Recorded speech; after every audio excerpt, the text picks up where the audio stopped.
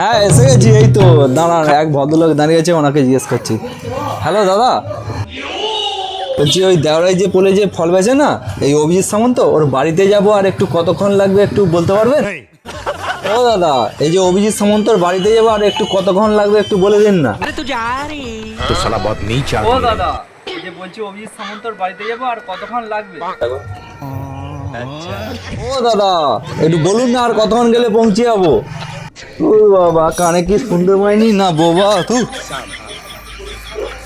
कालिया तू कहता था कि दो है, ये दूसरा कहाँ है? এই ভাই এদিকে এদিকে এদিকে। तेरा जोड़ीदार कहाँ है? बता।